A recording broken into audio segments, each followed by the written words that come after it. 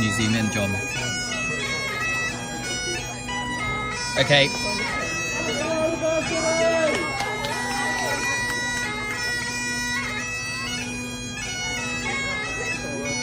I hope you got it on a replay, Lewis.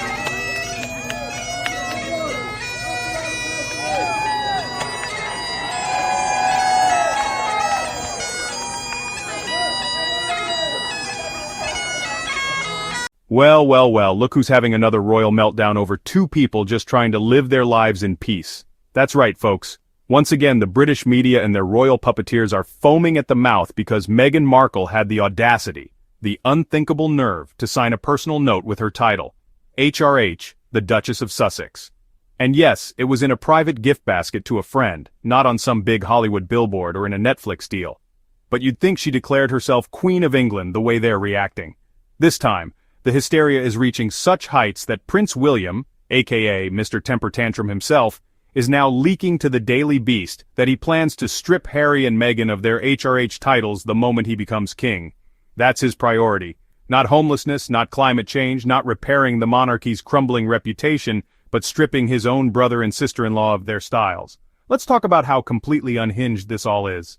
Now, for context, Meghan recently appeared on her good friend Jamie Kern-Lima's podcast, where they had a lovely and inspiring conversation. Meghan shared real insight, and yes, Jamie mentioned receiving a thoughtful gift from Meghan last year, a jam basket with a sweet note. On the note, HRH the Duchess of Sussex, a personal gesture, not an ad, not a commercial, not a press release, just a private message between friends. But enter the rabid British media who are acting like this was an act of treason.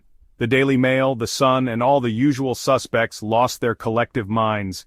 And like clockwork, the courtiers started whispering in journalists' ears. Suddenly here comes Tom Sykes of the Daily Beast, dropping a bombshell.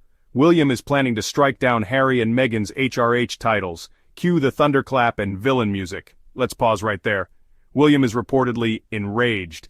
He sees Meghan using her title in a private context as a provocation. His sources say he loathes and despises Harry and Meghan with every bone in his body. That's a direct quote. Let me ask you something. Is this normal behavior?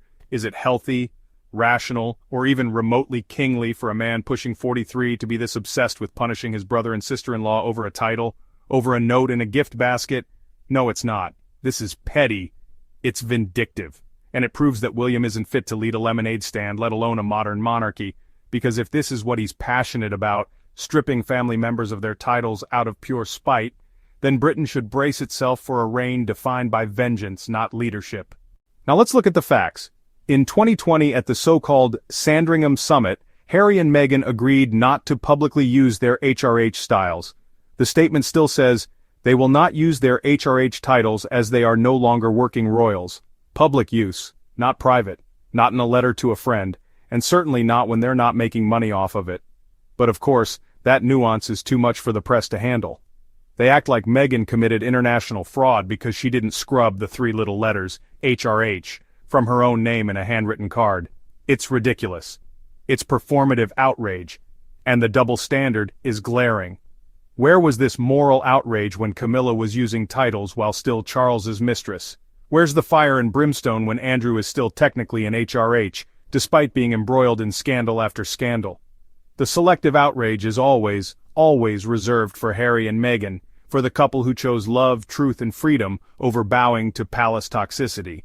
Let's not forget, this isn't even new. Meghan was referred to as HRH in a letter from the Vice President of Ukraine last year, and the media had a fit back then too. But now, with her putting the same title in a note to a friend, oh no, now it's DEFCON 1. According to William's friends, this proves Meghan is testing the waters. Testing the waters for what exactly? For existing? For breathing while black, successful, and loved? And here's the kicker, this so-called royal crisis is also being used to attack King Charles. One of William's friends said that Meghan using HRH shows how weak and enfeebled Charles is. Excuse me? Charles is being dragged in the press not for anything he did, but for what he didn't do, because he didn't blow a gasket over a title, because he didn't fly into a fury over a handwritten card. And maybe that's the smartest move he's made yet. Let's be real. Charles may be many things, but he's not stupid. He knows that stripping Meghan and Harry of their styles entirely would turn the spotlight right back on him, and it would only reinforce what people already suspect, that the firm is hostile, cruel, and obsessed with control. Meanwhile, Prince William can't even keep himself composed for one royal engagement in Scotland. Reportedly, he and Kate were late because William was in full tantrum mode over Meghan's use of HRH. I mean, really? Imagine throwing a grown man fit in a castle somewhere because a woman you claim to hate used her married name. Let's not forget, HRH the Duchess of Sussex is her legal married title. That's how she's registered in court documents, in diplomatic correspondence, and in historical records. Meghan didn't just wake up and choose to write that, she is that, whether William likes it or not. And guess what happens if William does go through with stripping the styles? If he finally gets that petty revenge when he becomes king? Nothing. Harry and Meghan will laugh, keep thriving, and go back to their peaceful lives in California, raising their kids, creating impactful media, and continuing their humanitarian work. Titles or not, they've already won, because they have freedom, they have love, and they have the power to live life on their own terms. So let William stomp and scream, let the British media swirl in a frenzy, let the so-called insiders leak their venom, it won't change a thing. Meghan is still the Duchess of Sussex, Harry is still Prince Harry, Duke of Sussex, and more importantly, they are still respected, supported, and loved by people around the world who see right through this nonsense. Prince Harry's charity plunged into fresh chaos as new board member resigns just weeks after appointment. The charity has faced significant internal turmoil in recent months. Sentabali Charity has been hit by another trustee resignation, leaving the organization with just the minimum recommended number of board members. Narissa Naidu has stepped down just weeks after being appointed on March 25th. This latest departure follows Prince Harry's own exit amid an escalating boardroom dispute with the charity's chief executive, Dr. Sophie Chandauka. The Duke of Sussex co-founded the charity in 2006 to help orphaned African children. The Duke of Sussex co-founded the charity in 2006 to help orphaned African children. Getty. The charity now operates with only 3 trustees, Ian Rawlinson, Dr. Bhakti Hansodi, and Dr. Chandauka. Sentabali, which means forget-me-not in Sesotho, was established by Prince Harry and Prince Seiso of Lesotho in 2006. The charity was founded in honor of Prince Harry's mother, Diana, Princess of Wales. Its mission focuses on helping young people and children in southern Africa, particularly those living with HIV and AIDS. Both Prince Harry and Prince Seiso have since stepped down as patrons of the organization. The charity has faced significant internal turmoil in recent months. The charity has faced significant internal turmoil in recent months.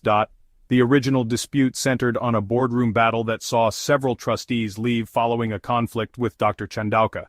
In March, Prince Harry accused Sentabali's chief executive of telling blatant lies. The Charity Commission has opened a case into concerns raised about the organization. Ms. Chandauka has alleged the Duke tried to eject her through bullying and harassment.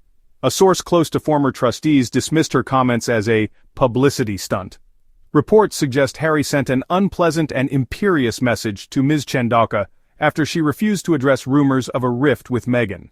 The Telegraph claimed a member of Harry's team had asked Ms. Chandauka to issue a statement quashing speculation about tensions with the Duchess of Sussex. When she declined, the Duke reportedly contacted her directly, demanding she explain herself. Tensions escalated during a Sentabali fundraising polo match in Miami in April 2024. An awkward moment unfolded during the prize-giving ceremony when the Duchess of Sussex appeared to choreograph who stood next to Harry. Ms. Chandauka moved from beside the Duke to Meghan's side, ducking under the trophy in what observers described as an uncomfortable exchange. Naidu, a South African entrepreneur, has declined to comment on her departure. Sentabali acknowledged it has been a particularly difficult time to have joined the organization. The charity stated Naidu has chosen to step down out of respect for her other professional commitments. They expressed appreciation for her tremendous support and insights in recent weeks and her interest in Sentabali over a long period of time. This follows the earlier resignation of Dr. Margaret Ikpo, who stepped down just 3 weeks after being appointed in March. Sentabali now finds itself in a precarious position, operating with just 3 trustees, the minimum number advised for charities, and for those of us here at the Royal Sussex Squad, we'll keep calling out the lies, the double standards, and the bitter vendettas, Because we know what this is really about. It's not about protocol, it's not about rules, it's about punishing two people for refusing to be abused in silence. So if you stand with Meghan and Harry, if you believe in truth, fairness, and dignity over palace games and tabloid smears, then make sure you subscribe to Royal Sussex Squad right now. Hit that like button, leave a comment with your thoughts. And if you'd like to support this channel and the work we do to bring you the truth, please consider sending a super thanks. Every bit helps us keep going strong. Harry and Meghan aren't backing down, and neither are we. Until next time, stay loud, stay proud, and keep supporting the Sussexes with love.